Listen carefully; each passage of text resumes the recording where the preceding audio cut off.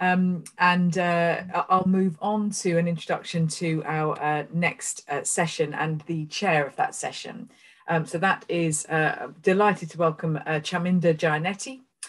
So welcome, feel free to turn your camera on now, Chaminda, nice to meet you. Just a brief introduction to Chaminda before I hand over to you. He is a freelance social affairs journalist, writes for a whole range of publications, including The Observer, The Mirror, New Statesman, Politics Home, some real range there, and covers a number of very pertinent issues to today, including social housing, welfare, adult care, policy issues around health, education, skills. Prior to that, Chaminda was a researcher for a TUC-funded project on austerity and the effects of funding cuts to social policy and experience. So there's an awful lot of experience that Chaminda brings as chair to the session, and I'm really looking forward to hearing from you, Chaminda, and from our panelists. So without further ado, thanks, and over to you. Okay, thank you very much for that, Lindsay. Good morning, and thank you for joining this panel session. As Lindsay said, I'm your chair, Chaminda Giannetti. I'm a social affairs journalist for publications including The Observer and The New Statesman. In this first session, we'll be looking at plans to help people access new opportunities in places of need, particularly in joining up skills, housing and employment support, and the potential for the Levelling Up Agenda and Shared Prosperity Fund to enable local approaches to the future of the labour market. Now, we have three speakers joining us, and we have around 6 or 7 minutes for each speech. First, we'll be hearing from Joanna Hoyle from the Department for Work and Pensions, followed by Lord Bassam, Chair of Business in the Communities Place Task Force, and finally, Paul Warner, Director of Strategy and Business Development at the Association of Employment and Learning Providers. After that, we'll move to a Q&A session. If you have any questions, either during or after the speeches, please post them using Slido, and we'll take a selection after the speeches are finished. Now, without further ado, let's move to our first speaker, Joanna Hoyle. She is Head of Local Labour Market Strategy at the DWP, with significant career experience in labour market policy. Now, we'd be particularly interested to hear about what the recently published Levelling Up white paper says about employment, skills and housing, what's new in the Shared Prosperity Fund and what it means for councils, and the importance of joined up local approaches to the labour market, skills and housing. Joanna, you have 5 minutes, but feel free to take 6 or 7 minutes if you need. Please go ahead, Joanna Hoyle. Thank you very much, and good morning, everyone. Apologies, I'm having IT issues that I think you can see and hear me okay. So first of all, thank you so much for letting me speak today. It's such an important issue. From DWP, there's an important recognition about the importance of an aligned employment system that balances national and local priorities and recognises the huge value that local partners will play.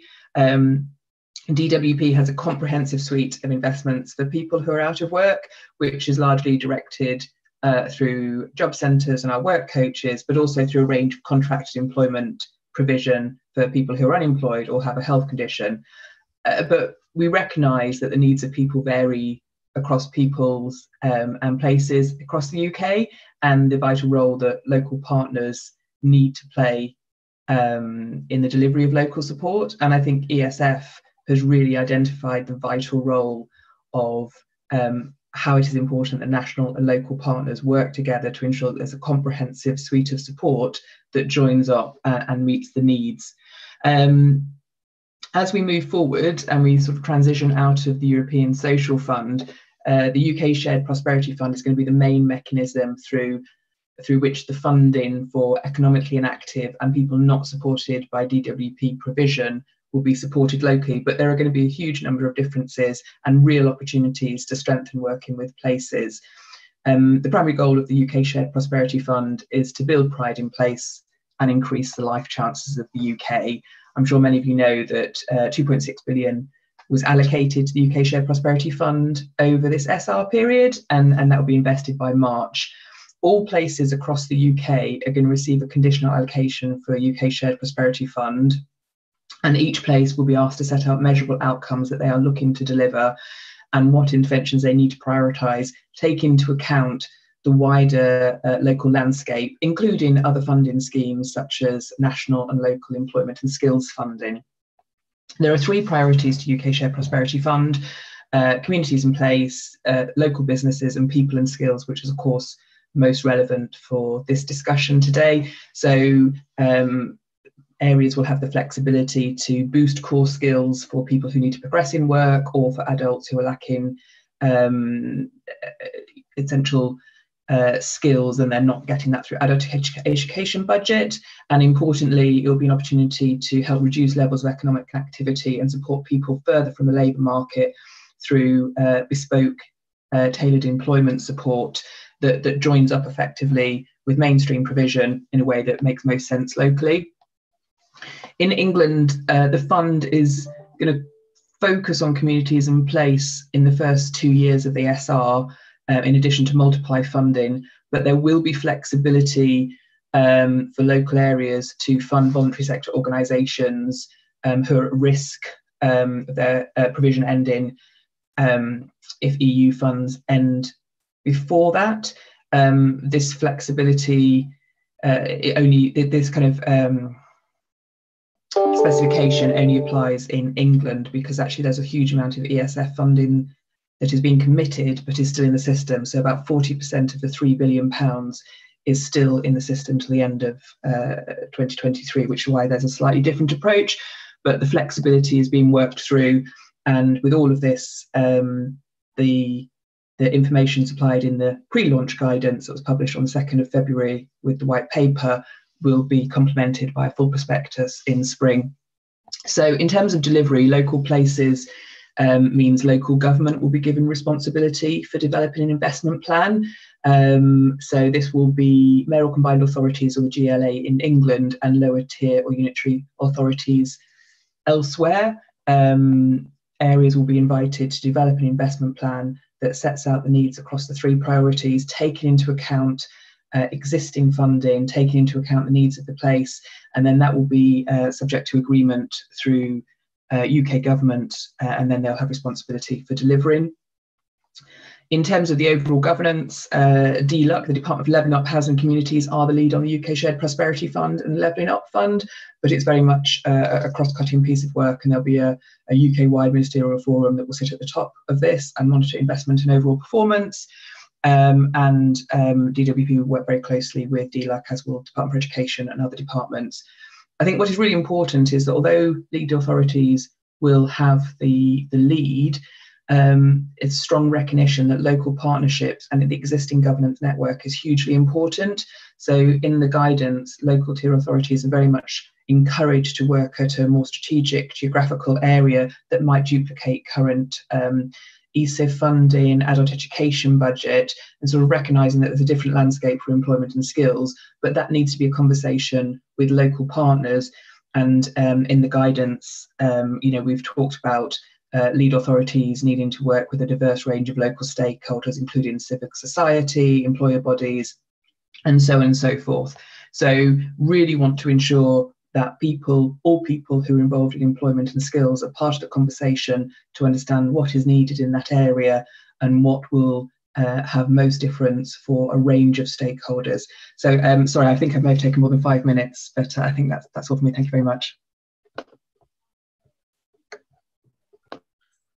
Okay, thank you very much for that, Joanna. Quick reminder to put any questions you have using Slido, and we'll take a selection after the final speaker. Next up is Lord Bassam, the former head of Brighton and Hove Council, who held a variety of roles during the last Labour government. He now chairs Business and the Community's Place Task Force. We'd be interested in knowing more about the Place Task Force's work on levelling up and your views on the importance of business in place-based transformation, the current mismatch between skills and jobs, and the importance of local joined-up approaches between business, councils, and local providers of housing, skills, and employment support. Again, you have 5 to 7 minutes. We're a bit loose with time, so please go ahead, Lord Bassam. Thanks so much, Chaminda. Yes, my background, I guess, has always been a sort of interest in how you transform places. And I started my take as my starting point my favourite city, which is Brighton and Hove, a city that was once described by Keith Waterhouse as a place that looked as though it was helping the police with their inquiries. And that was back in the 80s. Fortunately, Brighton and Hove as a city now is rather different from that. And I often say it's the most successful seaside city in the UK, and I don't hear too many arguments against that. So you can change a place, but it does take time and it does take commitment. I've been working for business in the community since September 2019. And at the beginning of last year, we took a decision to create a task force to look at some of our best practice, some of the things that work, some of the things that don't, and ways in which we can promote or better promote the use of business now's expertise, interest in transforming places and communities. We have been working in particular in Blackpool for the last 4 or 5 years, following an intervention there. And we like to sort of think of Blackpool as a bit of a model for the way in which you can engage business and get business interested. The great thing about business in the community is that it does draw on the sort of strength, the knowledge, and the interest of major corporate companies. So everybody in retail, from M&S through to as the people, all the big banks, the big building societies, the utilities, big service providers, they're all there. They're all part of our family of companies, some 600 of them. And what we try and do is get senior level of executives to give up their time and their interest to use that pro bono to support our sort of strategies working in place. So in Blackpool, for instance, we set up a Pride of Place board, which drew on a mix of local businesses and corporate interests to work together with the council and sort of civic institutions to draw up a plan, a prospectus for Blackpool to transform it and move it away from where it was previously, which was a successful in terms of numbers place to be visited for the seaside, but with profound social problems.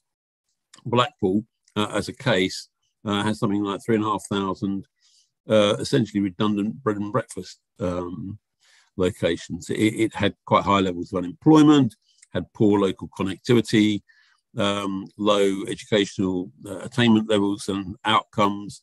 And I think it has something like 8 of the poorest ward districts in the UK in any given local government area. Now one can see progress in Blackpool. Transport connectivity is improving.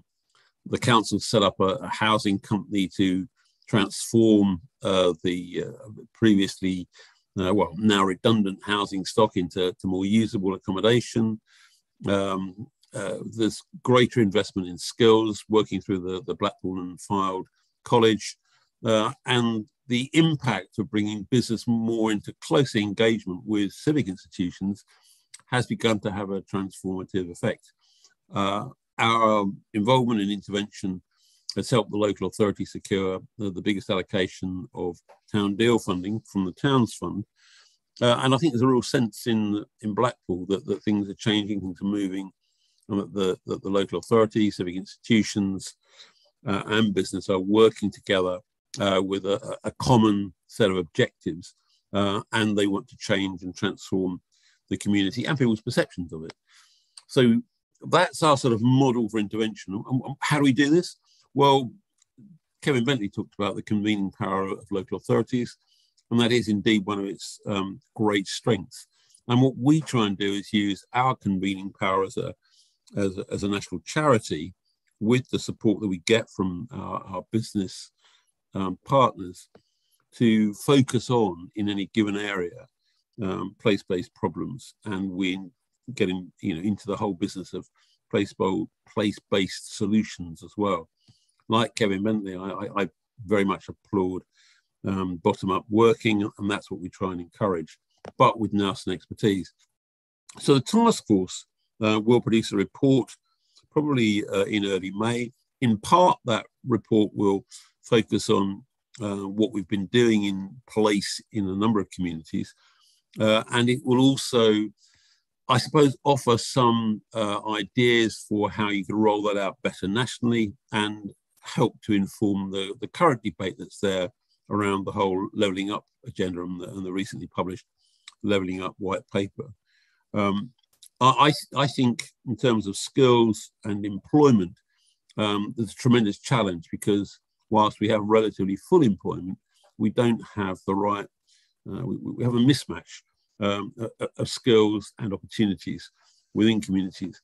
And I think for successful communities and for communities to thrive, particularly those that people describe as being left behind, where opportunities are poor and where aspiration is low, I think there is an opportunity there to use the commitment towards levelling up as a way forward and unlocking government resources. But unlocking resources is one thing, but getting the right solutions in place is another. And that's where I think getting business to work better with civic institutions and local authorities and to use their nous and expertise is probably one of the key drivers for transformational change. And I think if we tap into that over the next decade, then I think we can make real progress and unlock the opportunities that exist there within communities and for people to thrive wherever they live in the UK. Okay, thank you very much for that, Lord Bassam. And finally, we go to Paul Warner, who's Director of Strategy and Business Development at the Association of Employment and Learning Providers. He has nearly 3 decades of experience in the post-16 sector. Paul, if you could briefly introduce the AELP and set out its response to the Levelling Up White Paper and the Shared Prosperity Fund pre-launch guidance, and share your thoughts on how local education, learning, employment and housing provision can best work together.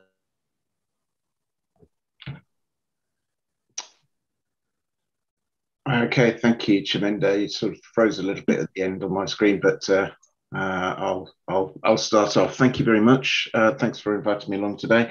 I'm a last-minute replacement, I'm afraid, for Jane Hickey, our CEO, who's been called away on a family issue. So I hope that's obviously thoughts with her.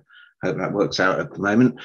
For my own part, I'm Director of Strategy at Association of Employment Learning Providers, which is the largest trade body for providers of work-based learning, largely apprenticeships, traineeships, but all sorts of other areas of work-based learning as well. We have about 800 members in our membership, and we deal across England. For my own part, as Chaminda mentioned, I've been around the sector for about 30 years, so I've been around operational strategy and policy roundabouts several times over the course of the years. Levelling Up White Paper, it had very strong ambitions about delivering social mobility across right across the country, with skills and schools and families at the heart of that agenda.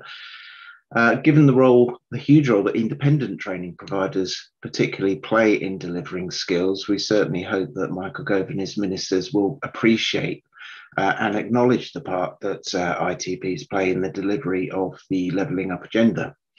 The target of getting 200,000 more people each year into high quality training by 2013 is certainly ambitious, but it is achievable with the right investment. We do, of course, support that ambition, but there is further detail needed on how they plan to achieve this and essentially how this relates to any promised level 2 review. Widening access to skills at entry level is absolutely critical to levelling up, when too much of the government's focus so far has sort of been at level 3 and above. In order for the most disadvantaged people to be able to access a labour market, we need to see more funding of level 2 and below qualifications, as well as appropriate incentives for employers to take on apprentices and trainees. Furthermore, the current careers advice and guidance system needs improving so that young people can know all about the options that are open to them, which means the Baker Clause needs to be extended and properly enforced. Matching skills to local labour markets is a challenge for the economy. and particularly following Brexit. Different regions, of course, have different skills requirements, which is why we support the devolution of skills programs. That said, there are still programs such as apprenticeships and traineeships, which we believe would remain best contracted at a national level. Indeed, finding this balance between producing a responsive, localized skill program and not inadvertently creating an overbloated bureaucracy is a huge challenge. The shared prosperity funds, of course, has been introduced to replace the ESF, most of which was delivered by independent training providers. So we support the shared prosperity fund's aims of boosting core skills and supporting adults to progress into work, but we are concerned that its skills element is not due to be introduced until the 24-25 financial year. That means there's going to be a gap between ESF grant funding and the new arrangements, and a funding hole like that will put already disadvantaged adult learners at even further risk of disadvantage, as well as adding financial pressure on the sector at a time of rising inflation rates. So we would urge ministers to rethink the decision to only start allocating the skills element of the SPF from 24-25 and to ensure that there is no gap with ESF. We also believe that in the spirit of levelling up, the SPF should be weighted towards funding skills programs that support the needs of adult learners with lower levels of qualification, as well as those who are otherwise disadvantaged. The success of levelling up is wholly reliant on a sustainable skills system. So whilst we welcome many of the ambitions in the white paper, we do remain concerned that the ambitions won't be realised without sufficient investment in the programmes that are proven to deliver the skills that communities and economies need. And we need to see more detail on how the government expects to achieve this. Just like to briefly conclude with some thoughts on how local education, learning, employment and housing provision can best work together to benefit communities. In our view, this comes back to an age-old issue of joining up services across different departments. Now, whilst it's good that the government used the plan for jobs to increase the number of initiatives to get people into training and into work, an unintended consequence has been a very complex skills and employability landscape, with many programs competing rather than complementing each other, such as Kickstart and traineeships. Now, this impacts on value for taxpayers' money, but most importantly, it impacts on an individual's ability to access learning. If we in the sector find it complex and difficult to navigate, Lord knows how it must be for an individual or an employer out there who've no familiarity with the context. The silos, in fact, between competing DFE and DWP programs still are stark. It's great that there are plans to pilot a more joined up approach in 3 localities, but this does need to be rolled out nationally and needs to align with levelling up. There are some really good examples of local areas taking matters into their own hands, for example, with the No Wrong Door approach in London. And this partnership with boroughs, sub-regions, Job Centre Plus providers and all sorts of other key stakeholders to coordinate skills, careers and employment support is really positive. We need a lot more programs like this across education, learning, employment and housing provision to ensure that people are able to access impartial and equitable support. There is so much potential to level up employment and skills opportunities, and it helps to have events like this one today to refocus our thinking and action. But if levelling up is to be more than just a political slogan, then further skills investment and much more detail is absolutely critical. Chaminda, I'll hand back to you. Okay, thank you very much for that, Paul, especially as you stepped in, of course, at very short notice, and our best wishes go to Jane. We'll now move to the Q&A session. Please do keep posting questions using Slido, and I may occasionally abuse my position as chair to put a question or two of my own. Now, the first question I want to put is to Joanna Hoyle. There's been a few questions on this topic, and Paul, I know, mentioned it in his talk as well. This is the gap in funding for skills that the Shared Prosperity Fund will focus on communities and place and local businesses in 22-23 and 23-24, and then the skills funding kicks in 2024. How will employment support providers be funded between now and 2024? It's a good question. As I say, I think, first of all, this issue is in England. In Wales, Scotland and Northern Ireland, there is flexibility to fund employment and skills provision from year one, because the ECF funds tail off much sooner than in England. So I think it's important to recognise that actually, as I said, there's a considerable amount of ESF funding still in the system up to 2023, but it is recognised that there will be gaps, and this is why the flexibility has been introduced. So the full prospectus will include more detail, but local areas will have flexibility to provide employment and skills funding where there are providers who risk.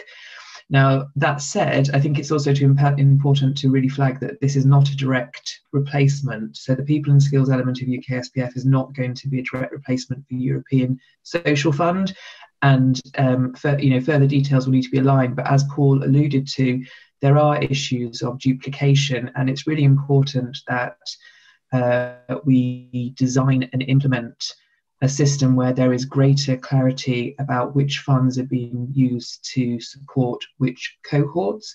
And we don't want to create a system where there are competing competition for referrals. So the work underway will really think about how we can simplify the overarching system.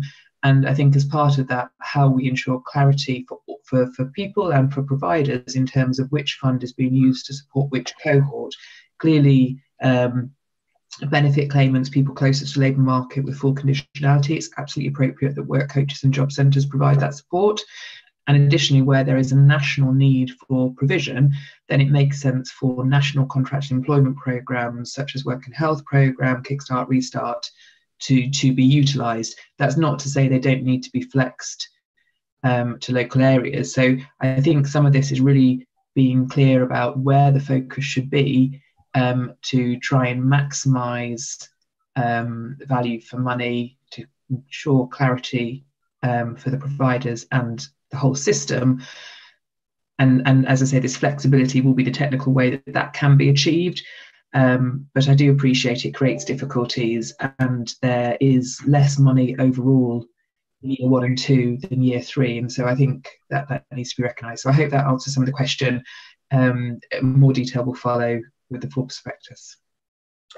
Okay, thank you for that, Jana. A question for Paul Warner.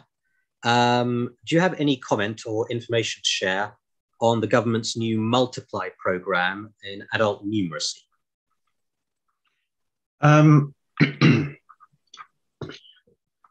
It's a great idea in principle. I don't think we've quite understood why.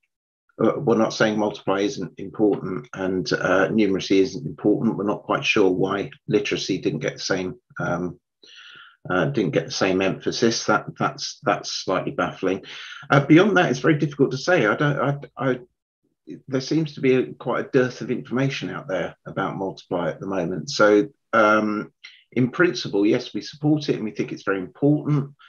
We think literacy should have the same emphasis.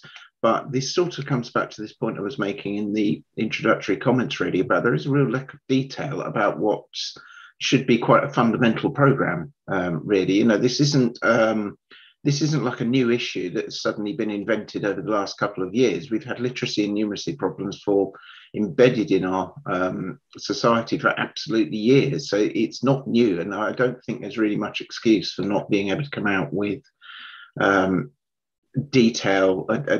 proper detailed strategy for implementation of it at the moment. So yes, in principle supportive, but there's just not enough information out there about it at the moment by any means.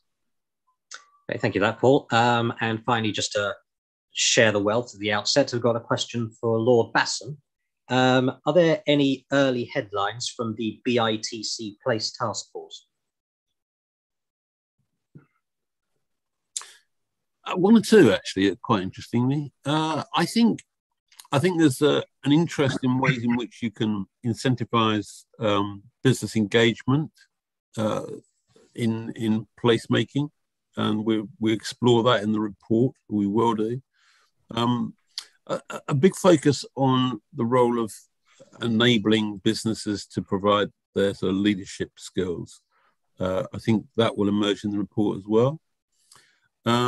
Some frustration, I think, reflected from responses to the multiple pots of money that exist for levelling up work, the funding of. Joanna rightly referred to the importance of the Levelling Up Fund and the UK Shared Prosperity Fund, but the white paper itself talks about 15 different funding pots. And I think all of these different pots can be very confusing, and they're certainly very confusing to our business partners. And getting the right mix is terribly important, and ensuring that we don't get conflicting interests and multiple options for sort of exploiting the funding system. So I think there's a sort of view around that we ought to have a rather more rational funding stream for what is really important work, and so that it's better understood. So those are sort of three things that have certainly cropped up from the evidence that we've collected over the last 6 months or so. Okay, thank you for that. Now, the next question is for all panelists. All speakers have talked about institutions joining up locally. What do you think are the key points for local organisations to do that practically over the next 2 to 3 years? We'll start with, well, whoever wants to go first. I'll start. I think there is one of the key things actually is that there really needs to be proper recognition of the various strengths and expertise of the various parts of the infrastructure that are out there, because they're not properly acknowledged. Now, we've long had a concern that, again, going back to what I was saying about independent training providers, that their roles, their skills are not particularly well acknowledged within policy or implementation. So we're really losing, we're missing a trick here, because there's a lot of things that ITPs could be doing if they were just basically allowed to do them, or the regulation, funding and performance measures that went alongside them were equitable with everybody else. This also means that you don't need to build competing infrastructures with each other. That means that, for example, where you've got a really strong DWP, what used to be termed a welfare to work infrastructure, moving people back into employment, that can easily, there are core competencies within that can be turned fairly easily to engagement in learning, for example, as well. But because there is this big silo between the two departments, and they make various attempts, I have to say, at trying to work together, but it really needs to be substantial, because we're actually wasting a lot of taxpayers' money and losing a lot of opportunity to do some really, really good stuff, because we don't recognise what's just on the other side of the fence in the silo and who is there and what they can do. And if we were to do that, actually it would make joining up so much more than the sum of its parts. Thank you, Paul. Lord Basson? Well, I think better connectivity, better convening, bringing people together in coherent structures to focus on common problems and shared issues. I think that's really important. That's one thing I've definitely learned from our work in place. And valuing the experience of those organisations that have been working away at these issues is terribly important as well. I sort of wonder whether the government's got its thinking quite in the right place with the regional directors that they want to establish in the Levelling Up programme. Not quite sure what they're going to be doing, how they're going to relate to local government, how they're going to make a difference in terms of the quality of decision making. So, I think we need to concentrate on those issues. Okay, thank you. And Joanna Hoyle, any comments?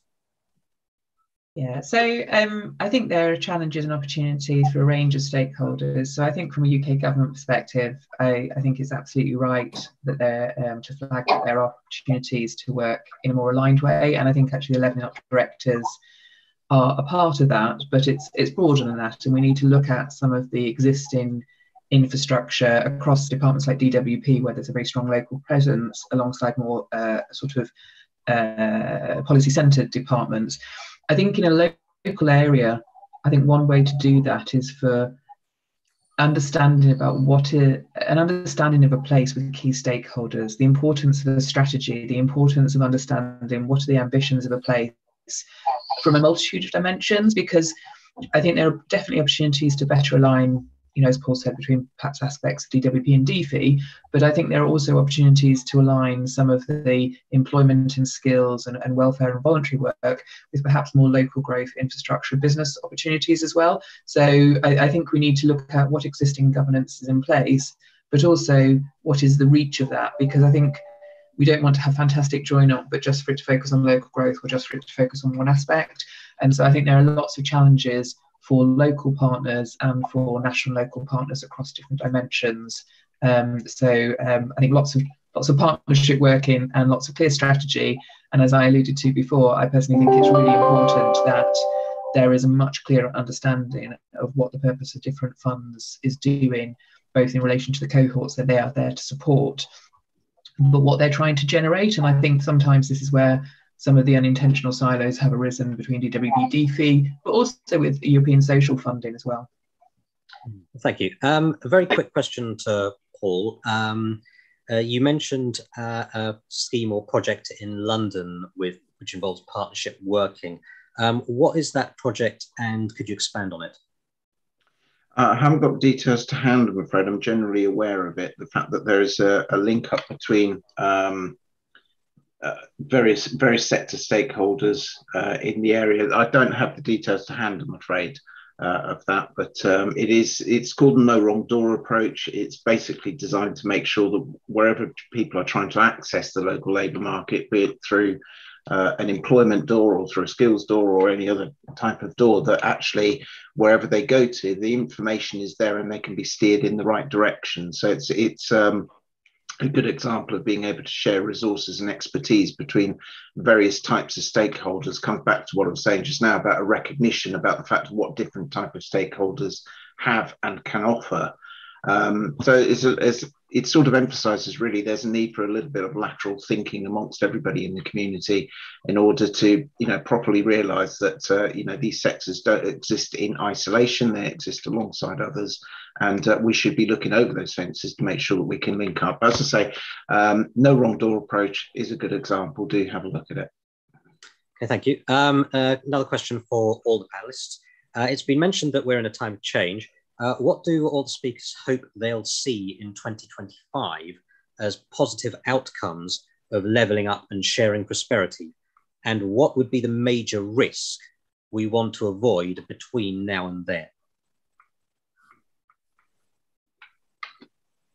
I think, if I might just start, the levelling up white paper is, it's good and bad in parts. I love its sort of analysis. I think that's good. I think the missions are interesting. They're largely borrowed from the government's, Theresa May government's industrial strategy. Some of them are a bit vague and woolly, but there is a strong emphasis, and this is a very positive thing in the white paper, on devolution. But my fear is that whilst the government quite rightly wants to concentrate on devolution, that will be what sort of derails the enthusiasm for levelling up. So, we're going to be obsessing about structures and trying to sort of establish, mayoral authorities at a time when actually, social inequality and the endemic problems that are there in our society, which the white paper gives very good voice to, are pushed to the back whilst we get the sort of structure for government and process in the right order. And I think that there is a big challenge, because clearly there's a lot to be done, and this is an agenda which is a sort of lifelong thing. It's got the potential to be transformative, but I don't think we want to let structures and processes get in the way of making progress in levelling up and ending, the massive inequalities that are there, north-south, red wall and blue wall and all of that stuff, because the agenda is too important, really. Thank you. Anyone else? I very much agree that with Lord Bassam about devolution and process being a real risk, and this is where many such policies like this and initiatives like this have come unstuck before, that they've concentrated far too much on the process of how we're going to do something rather than the output of what you get from it. Devolution is a really good point. I mean, in general terms, for example, as I said in my introductory piece, ALP is very supportive of devolution, but we do recognise that it just brings it has the risk of bringing about a very fractured system. So if you are a provider that deals in a number of different areas, you're suddenly faced with a number of different potential processes to actually access the funding for more or less the same thing. So there is a the concentration on process, which I think is tends to be a bit of an issue across the civil service generally, for obvious reasons. That could be a real issue here, because it's really about outputs. It's really about the change that's made. In terms of the best outcomes, obviously, is that we want to see the most disadvantaged areas built up and get the investment that they need. However, I think the government does need to be careful as well that it's not seen as just shifting money from one place to another, that it doesn't shift it from the affluent areas to build it up to the disadvantaged, to build up the disadvantaged areas, because that's not levelling up, that's levelling down. And we're really trying to avoid that. We're trying to add to the overall scheme of things, not just move it around to make it a little bit more equal. Thank you. Have you got any comments, Jana? Yeah, I mean, I agree. I think there's a real challenge, because there are a number of things that have been trying to be taken forward in parallel. And so, as you say, the move to devolution creates some opportunities, but I suppose there's a question about what is the right balance between the extent to which you devolve in particular policy areas and the extent that you ensure consistency and universal support in terms of welfare and other areas. So I think there is significant opportunity, but there are a number of distinct parts to levelling up, and in terms of ensuring that they are all taken forward in a way that works, and one isn't sort of taken forward at the cost of others, I think is going to be a careful balance, but hopefully with it opportunities. And if we can ensure that there's a better spread between the balance of funding and it's shaping policy for national and local, but also between different investments, I think there's some huge prizes to be won. But it is a complex area of work, and it is multidimensional, and with that there are risks as well. Thank you. And what another question for all speakers: what sort of time frame do speakers think we're really talking about when we talk about levelling up places? How long does this agenda need to be a focus in order to achieve change? And how do you think we can continue to keep that focus, what with the sort of the way that politics tends to lose focus over time? Start with Lord Bassam. Well, in a way, the white paper is sort of realistic. It's not expecting magic overnight. And, it sort of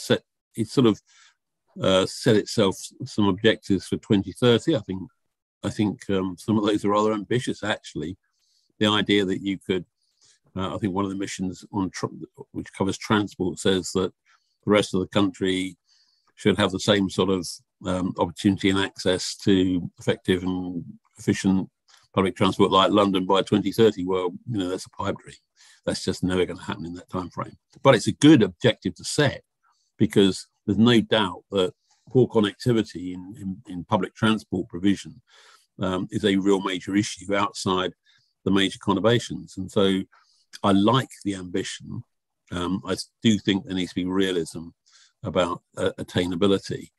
I like also the commitment to measurement and using metrics. And I think there's some interesting thinking out there, not just in government, but elsewhere, as to the sort of measurements you should use. I was quite taken by a presentation we received from one of the think tanks, Onward, which looked at capacity and community capacity to generate transformation. And I think using that as a measure and perhaps a mechanism for resource allocation would be quite interesting, actually, because it would certainly favour those areas that have had poor resource allocation in the last decade or so. So there's a lot there that we can do, and I think realism about timeframes is absolutely essential, as we've found in Blackpool. Some things you can shift, and some things are quick wins. Other things take longer. Curiously, a government in its lifetime can do more on housing than it can on education, because that's about bricks and mortar, and education is about getting a change in atmosphere and encouraging aspiration and encouraging educational engagement. Well, thank you. Joanna? Very much agree. I mean, you have, and it's what I sort of alluded to before, is that actually sort of local growth infrastructure, more tangible benefits can be taken forward, but actually and so as can structures and capability that can be built. So as you move towards the 2030 goal for the missions, there are some areas where I think you can demonstrate that there's linear progress or not, depending on how it is working. I think with other issues around human capital, the measures can be more complicated, and it will not necessarily work in a linear fashion, and can be harder to measure in some instances. But in addition, progress towards the missions, there are other factors like potential, sort of pandemics, recessions, things that come in, which I think particularly on the employment and skills side and human capital have a real impact in terms of what is the supply and demand, and what might you shift between what different funds are doing. So I think 2030 does feel like a very realistic and long-term aspiration to work towards, but that doesn't mean there isn't complexity, and some things may be easier to work towards and demonstrate progress against than others. Thank you. And finally, we've got about a minute, so Paul. Yeah, and I would agree. It's it's a sort of a decade scale approach to this. The importance, therefore, is that the momentum for it really needs to be maintained across the various electoral cycles. It may be very tempting for, particularly were we to get some form of a new administration, whether it be a new party in power, or whether it be a new PM in power with a new approach. It may be very tempting for them to sort of steer away from the importance of this particular policy. If this is to work, and there's some very really worthwhile aspirations in there, stuff that's really worth going for, but for it to really make a difference, it has to be maintained. It has to be seen across possibly a couple of electoral cycles in order to really make a difference. So yeah, and I think also the issue that place infrastructure can see faster results in education as well actually also indicates that there is a wider need for a proper skills and education strategy. We keep, we've been promised it in various forms, or there's been attempts at it over a couple of years, but particularly with the lessons that have been learned from the pandemic, there's a lot that needs a fundamental review about how we undergo skills and education in this country. Now would be a really good time to do it in concert with what we're trying to do with this agenda. Yeah. Thank you very much. Unfortunately, that's all we have time for. I'm sorry to anyone whose question we didn't get around to asking. I'd again like to thank our speakers, Joanna Hoyle, Lord Basson, and Paul Warner. And I'd like to thank all of you for attending this morning. I'll now hand back to Lindsay Sweeney. Thank you, Chaminda. Thank you for chairing that session. And can I echo thanks to our panel there. Lord Basson, you have your hand up. Oh, sorry. Oh, okay. I thought you had a burning point to make, but you're okay. That's fine. Just a couple of quick areas of housekeeping. Hopefully the panel will be interested to find out about our polls. So I'm just going to ask Roisin to share the results from the poll that we asked you at the start of this morning before the keynote. about levelling up plans and how you view them, whether you think they'll lead to a greater local join up of jobs, skills and housing. So there's a strong degree of not sure at the moment, agnostics, which is perhaps, I think, a fair place to put yourselves at the moment. Some glass half empties with no, and yes, some hopefuls at 17% who think there'll be a greater join up. So there we are for the morning panel, and thanks to Roisin for sharing that. There will be, I think, a further panel later this afternoon. Quick bits of housekeeping. The sessions are being recorded, as you know. As delegates, you will be sent the links to all the sessions from the keynote to the closing keynote later this morning, and you'll be able to rewatch those at your leisure. So just look out for those. Feel free to chat to us through the social media channels. Use the hashtag housing learning work if you want to talk to us through that. That would be great. And just a quick look ahead to where we are now in the sessions.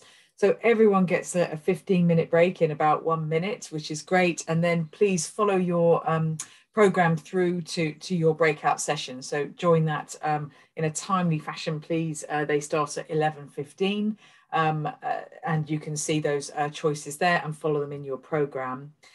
We will have another break again, a little comfort break for 10 minutes, and then go into the final keynote session with John Yates from the Youth Endowment Fund. So that will take us to about 12:30 all in. So take a break now, but do come back in a timely fashion, and then follow the links through your program to return back to the final keynote session here in full conference for 12:15. So that's where we are for the first part of the morning. I hope you have a nice break. Feel free to look at the interactive parts of your program as well. There's some great stuff in there that you can follow the links through and navigate your way around. So we'll see you shortly. Thank you.